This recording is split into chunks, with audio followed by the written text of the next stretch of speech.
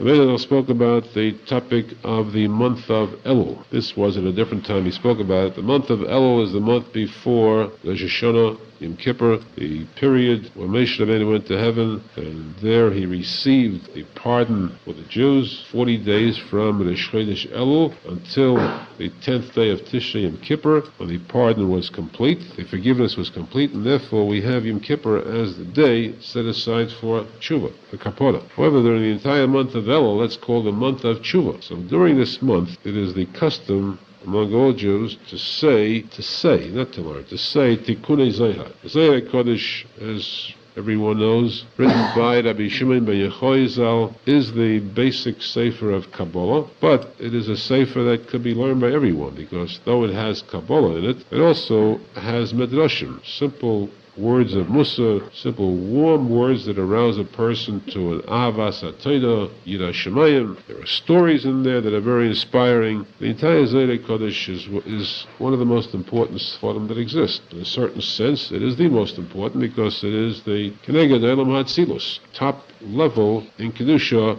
in Torah. Now, in the Zohar Kodesh itself, there are different parts, divided different types of Sfarim. And there is one section called Tikkunei Zohar, a Sefer HaTikkunim, Tikkun, because this is not Atzilus, this goes down to Elam Hasiyah. This is Misake, and perfects the lowest of the worlds. Takes the greatest Tzaddik to perfect one who is gone, who descended very far below. Takes the greatest Sefer to perfect the world far below. Kunei Zohar is the highest of the Sifrei Zohar Kodesh. So it is customary, because of the desire for tshuva, that people say or read or learn the Tikkunei Zohar during the month of Elul. And many of them learn this with a special type of niggin, special tune to it. Also, they spend more time in shul during the month of Elul. When they daven Shachris, they finish davening, they spend time in shul to say tefillos. Many are the custom of saying Tehillim, learning Tikkunei Zohar, and so on. So people stay there later, and they eat breakfast at a later hour. This, of course, causes them a degree of weakness, a degree of discomfort. Benedel says that you should know that this niggin, which they sing the Tikkunei Zohar, they just sing it, not learn it. And especially the weakness that the Jew experiences during this month of Elul, because of his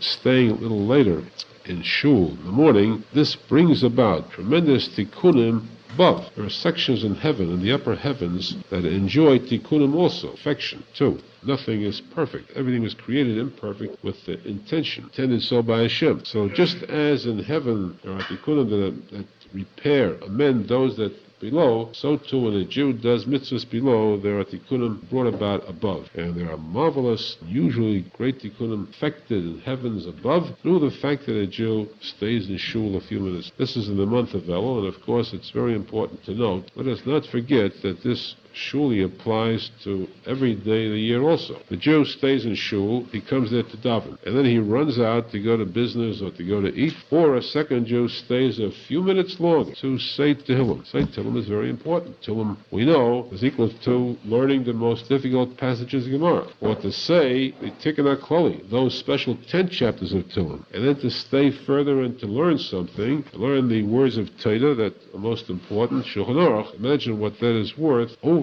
above and beyond those who leave without that. So what kind of tikkunim this brings about? It's not just simply saying Tikkun HaKlali and learning a shiur. It is something that affects the highest of the heavens above. This should bring a degree of satisfaction and simcha to a person who is zecher. Any person who goes to shul and spends a few minutes extra. Those few minutes are just a few minutes below, but they are eons, eternities above in heaven. And this, of course, is given to that person as credit on his record. Ashrei to the person who is zecher to do that throughout his life.